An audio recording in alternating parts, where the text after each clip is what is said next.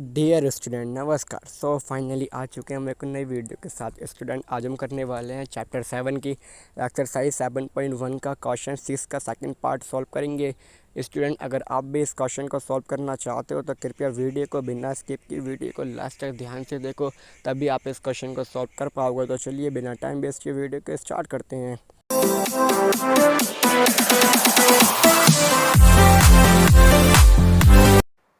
Welcome back dear students. आज हम exercise 7.1 के क्वेश्चन नंबर 6 के सेकंड पार्ट को सॉल्व करेंगे, जिसके कोऑर्डिनेट दे रखे हैं -3, 5, 3, 1, 0, 3, -1, -4। तो हम लेट कर लेते हैं कि ये कोऑर्डिनेट ए के हैं, ये बी के हैं, सी के कोऑर्डिनेट 0 और 3 हैं, डी के कोऑर्डिनेट -1 और -4 हैं। अब हमें पहले ए बी की डिस्टेंस फाइंड करनी है। ए बी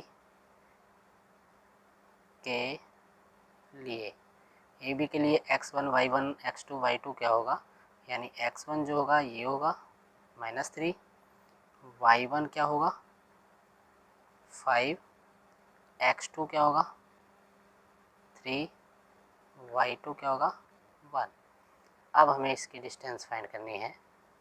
तो A B equal square root x2 - x1 का whole square plus y2 - y1 का होल स्क्वायर इक्वल x2 की वैल्यू, यहाँ से x2 की वैल्यू है 3, x1 की वैल्यू कितनी है -3, तो यहाँ हो जाएगा +3 होल स्क्वायर, y2 की वैल्यू 1, y1 की वैल्यू -5 होल स्क्वायर। तो A B equal square root 336 whole square plus -4 whole square, 36 और 4 4 जा यानी 4 चौक 16 इक्वल क्या आएगा 52। यानी ए बी की वैल्यू हमारे पास आ गई 52 को हम ब्रेक कर देंगे। 13 × 4 मतलब 13 चौक 52, 13 4 जा 52 होता है। 4 का स्क्वायर रूट होता है 2 और इसका स्क्वायर रूट ऐसे रहेगा मात्रक। किसकी वैल्यू आ चुकी है ए बी की। इसी तरीके से बी सी के लिए बी सी क्या है, यहाँ से x1 y1 x2 y2। x1 कितना हुआ 3, y1 1, x2 0, y2 3। अब formula B C equal x2 - x1 whole square y2 - y1 whole square equal x2 की वैल्यू यहाँ से कितनी है 0, x1 की वैल्यू कितनी है 3 होल स्क्वायर, y2 की वैल्यू 3, y1 की वैल्यू 1। बी सी इक्वल क्या होगा -3 स्क्वायर, 3 माइनस यहाँ पर भी स्क्वायर था तो 3 - 1 कितना होगा 2 स्क्वायर, 3 3 जा 9 यानी 3 3 9 और 2 दूनी कितना होता है 4। बी सी बराबर कितना होगा √13 मात्रक। यहाँ से हमें बी सी भी मिल गया। अब हमें क्या फाइंड करना है, अब हमें फाइंड करना है सी डी के लिए। सी डी के लिए x1 y1 x2 y2। तो x1 0, y1 3, x2 -1, y2 -4। तो सी डी की डिस्टेंस x2 - x1 का होल स्क्वायर, y2 - y1 का होल स्क्वायर। वैल्यू रखते हैं x2 की वैल्यू -1, x1 की वैल्यू 0 प्लस x2 की वैल्यू y2 की वैल्यू -4, y1 की वैल्यू 3। अब यहाँ से सी डी इक्वल माइनस इसका भी स्क्वायर था -1 होल स्क्वायर -4 -3 कितना होगा -7 होल स्क्वायर। अब 1 का स्क्वायर 1 और इसका स्क्वायर कितना होता है 49, कितना आएगा 50। अब सी डी इक्वल 50 को भी हम क्या करेंगे ब्रेक कर देंगे, यानी 25 इंटू 2 इक्वल 25 का स्क्वायर रूट कितना होता है 5 और यहाँ √2 कितना आ गया मात्रक, यानी 5√2 मात्रक किसकी आ गई सी डी की वैल्यू। अब हम किसकी वैल्यू फाइंड करते हैं, अब फाइंड करते हैं हम वैल्यू डी ए की, डालते हैं डी ए। तो डी ए के लिए क्या होगा x1 जो होगा डी ए के लिए x1 कितना होगा -1, y1 कितना होगा -4 और x2 कितना होगा -3, y2 कितना होगा 5।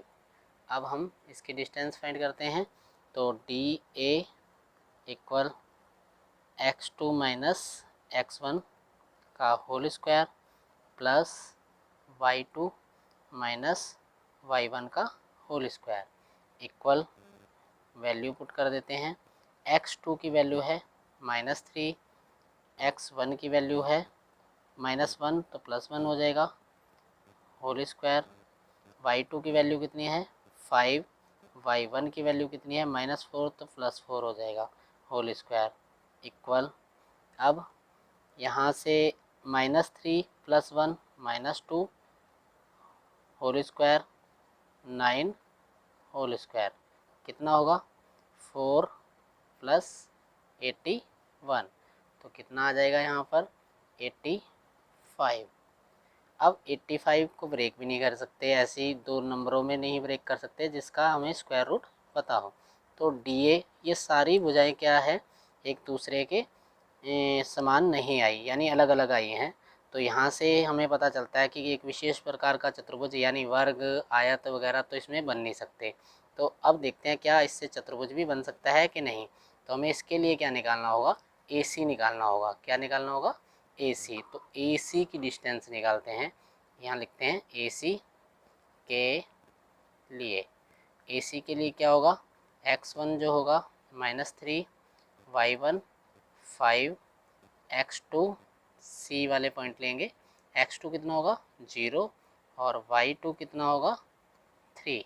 अब ए सी की डिस्टेंस फाइंड करते हैं, ए सी इक्वल x2 - x1 का होल स्क्वायर y2 - y1 का होल स्क्वायर।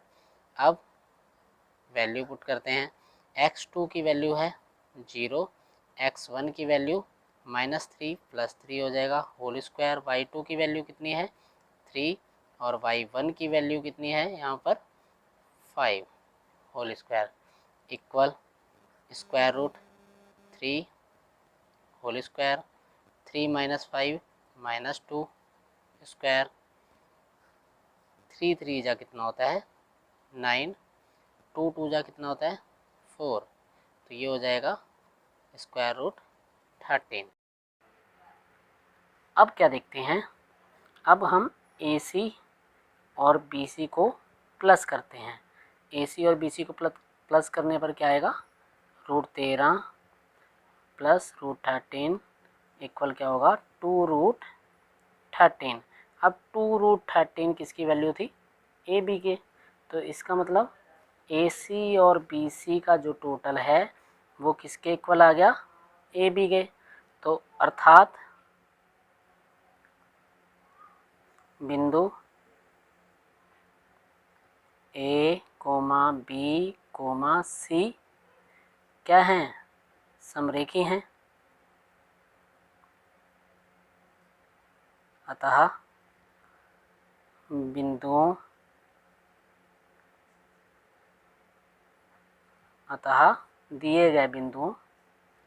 दिए गए बिंदुओं से कोई चतुर्भुज संभव नहीं है।